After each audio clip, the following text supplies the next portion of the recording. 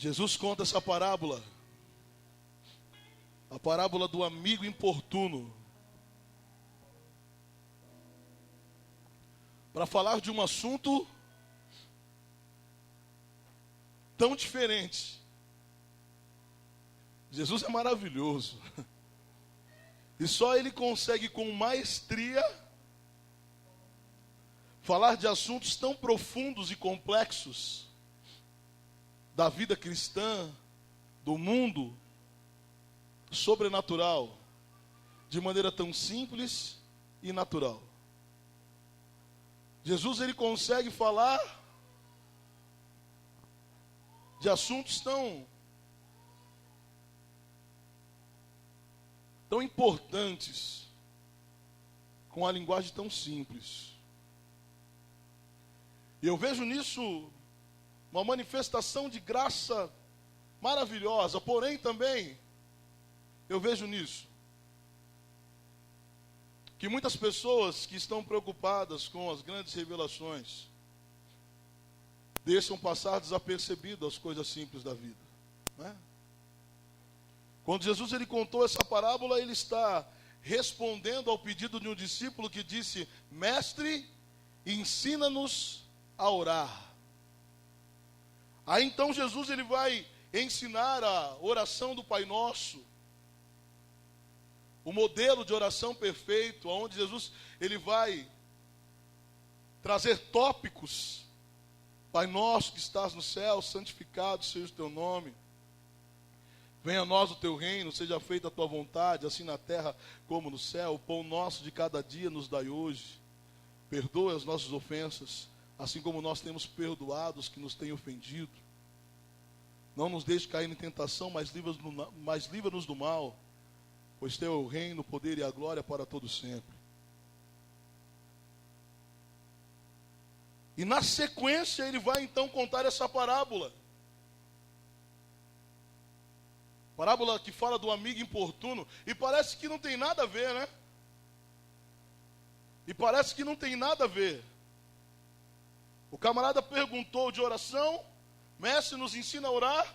Jesus dá uma base em relação à oração e começa a falar de um assunto que parece que está tão distante daquilo que eu gostaria de ouvir. Mas na verdade não é, querido. Na verdade nós precisamos aprender a entender a praticidade do mundo espiritual.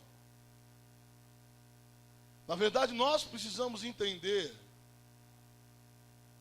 que tudo está relacionado com o reino e com a vontade de Deus para o reino. Às vezes nós queremos entender as coisas sobrenaturais, fechando o nosso mundo de maneira exclusiva, mas nós não conseguimos entender as coisas celestiais, senão pelo veículo das coisas naturais, porque este é o mundo ao qual nós estamos. Nós estamos em um mundo natural. E para entendermos as coisas sobrenaturais, nós temos que entender pelo veículo das coisas naturais. Por isso que Deus ele usa coisas naturais para poder falar de coisas sobrenaturais. Ele usa a família para poder trazer o exemplo do noivo com a noiva, para poder falar de Cristo e com a igreja. Ele usa o reino para poder falar de Deus e do seu povo. Ele usa uma linguagem própria, minha e sua, coerente a mim e a você, para que nós possamos começar a entender o mundo sobrenatural. E eu penso que é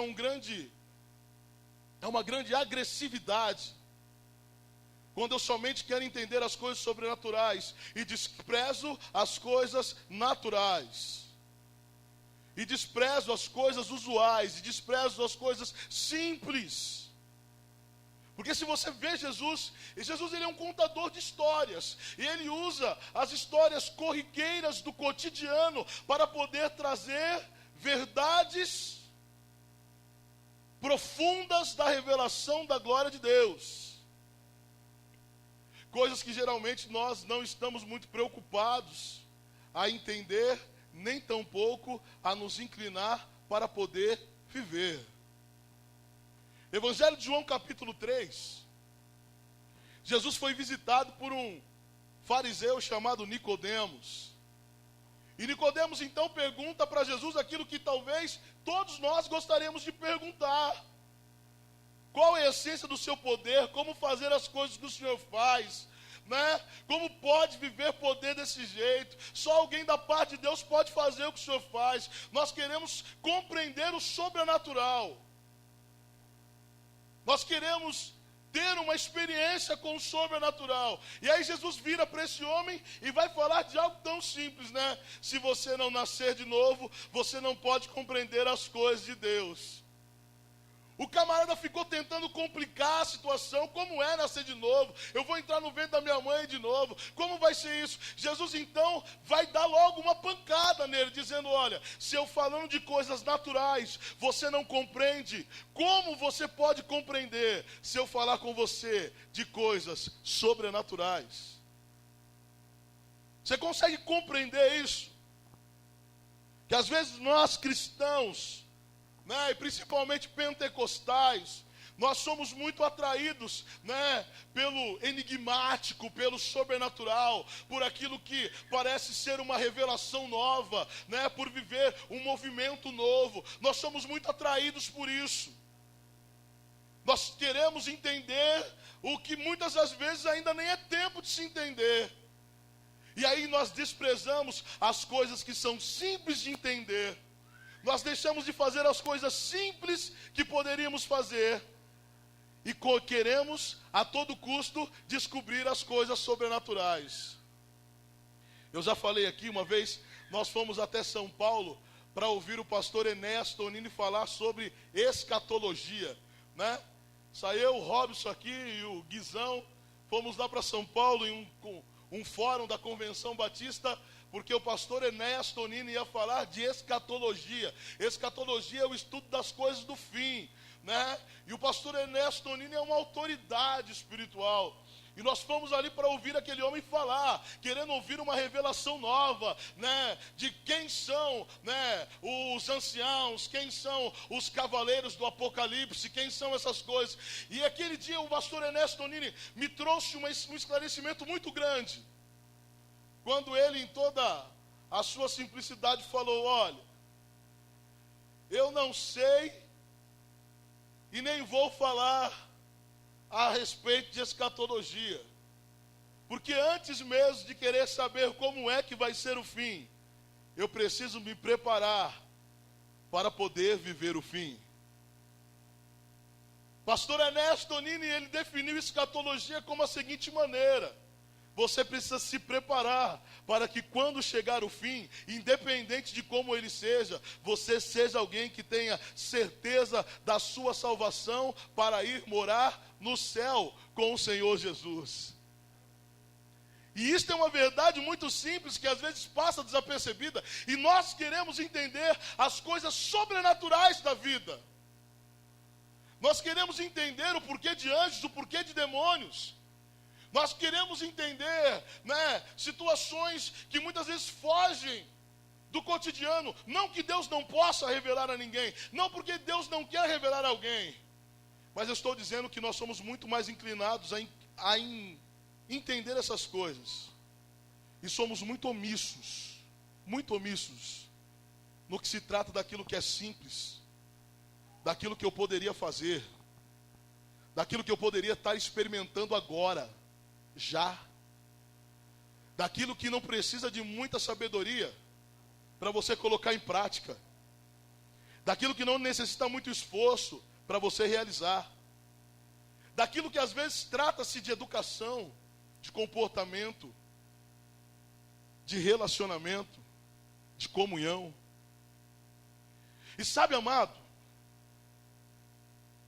tudo está relacionado com isso. Tudo começa das coisas simples para ir para as coisas difíceis.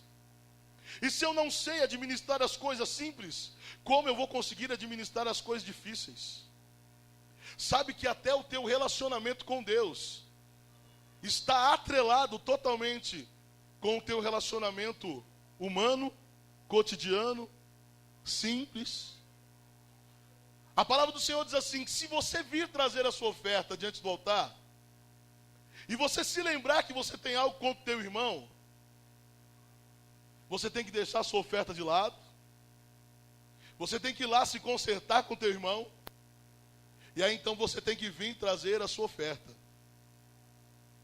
Porque tem coisas que nós queremos alcançar de maneira sobrenatural, passando por cima de uma porção de coisas que nós podemos fazer de maneira simples, social e humana. Tem coisas que nós queremos alcançar de cunho sobrenatural, desprezando outras tantas que são de cunho de relacionamento, de poder dizer um bom dia, de poder dar um sorriso para alguém, de poder pedir perdão a alguém, de poder liberar perdão a alguém. Jesus está falando de oração, e ele vai usar uma parábola que fala sobre 3 amigos. Talvez você se pergunte, mas o que tem a ver a minha amizade com a minha vida de oração, né? Tem muito a ver. O que tem a ver os meus relacionamentos com a minha vida de oração? Tem muito a ver. O que tem a ver o meu relacionamento com Deus, com o meu relacionamento com os outros? Tem muito a ver. Porque nós temos essa péssima mania, né? De destrinchar. O meu compromisso com Deus é um, irmão. O meu compromisso com Deus é um. Só que saiba de uma coisa, o teu compromisso com Deus, o meu compromisso com Deus, ele é filtrado pelo meu compromisso social. O meu compromisso com Deus é filtrado pelos meus relacionamentos sociais. E muitas das vezes nós queremos alcançar o sobrenatural, nós queremos fazer orações poderosas, nós queremos ver milagres acontecer, nós queremos experimentar de uma unção sobrenatural, sabe? Nós queremos ter dons ministeriais, nós queremos receber batismo com o Espírito Santo, nós queremos ter conhecimento vasto da palavra de Deus, nós queremos conhecer o Apocalipse, queremos conhecer Gênesis, queremos saber com quem foi que o filho de Adão se casou. Nós queremos descobrir as respostas enigmáticas que a Bíblia tem, mas passamos desapercebido pelas pessoas que estão próximas de nós, e que talvez não ia demorar muito, era simplesmente você dar um sorriso, um bom dia, um aperto de mão, e tudo estaria muito bem resolvido. Nós queremos entender as coisas difíceis da vida, e desprezamos as coisas simples da vida. Jesus, depois de ensinar a oração do Pai Nosso, ele vai contar a parábola do amigo importuno. E ele vai dizer: qual dentre vós, tendo um amigo, e se for procurá-lo à meia-noite, e ele disser: amigo, empresta-me 3 pães, pois um amigo chegando de viagem procurou-me, e eu nada tenho para lhe oferecer. E o outro lhe responder de lá de dentro, dizendo: não me importunes, a porta está fechada. Jesus está falando de relacionamento, de amizade. Está falando de alguém que é surpreendido à meia-noite por um amigo que bate na porta dele. Alguém que está vindo de viagem. Alguém que está passando próximo da casa dele e entende que não vai conseguir seguir a sua viagem, está com fome, está precisando de respaldo, está precisando de um apoio, e então lembrou que o Wendel mora ali, eu vou bater na porta do Wendel, eu vou lá na casa do Wendel, eu vou bater na porta dele, e vou dizer para ele que eu estou com fome, preciso comer pão. E de repente então eu recebo essa pessoa meia-noite na minha casa, desprovido de pão, não tenho nada de pão. Então eu saio de casa meia-noite e meia, quase 1h da manhã, e vou lá na casa do Everton. Ô negão, Chegou um irmão lá em casa, o Robson chegou em casa lá, meia-noite, está com fome, preciso dar um pão para ele. Me dá 3 pães aí. Gostou dessa, né, Robson? De repente o Everton grita lá de dentro: ó, pastor, a porta está fechada, já estou deitado, as crianças estão deitadas, não posso te ajudar. Não tenho o que fazer. Olhando para esse texto, não é? Parece, se eu um dia tiver a graça de compilar, né, de fazer uma Bíblia, né, com os meus comentários, eu tiraria esse título de parábola do amigo importuno e colocaria a parábola do amigo chato, né? Que é o camarada que vai bater na porta do outro à meia-noite, né? E o que vai bater na porta do outro à 1h da manhã, esse cara é chato, né, pastor Sérgio? Às 7h da manhã, acordando os irmãos lá, fazendo escândalo. Situações como essa, muitas das vezes, nos faz arremeter as nossas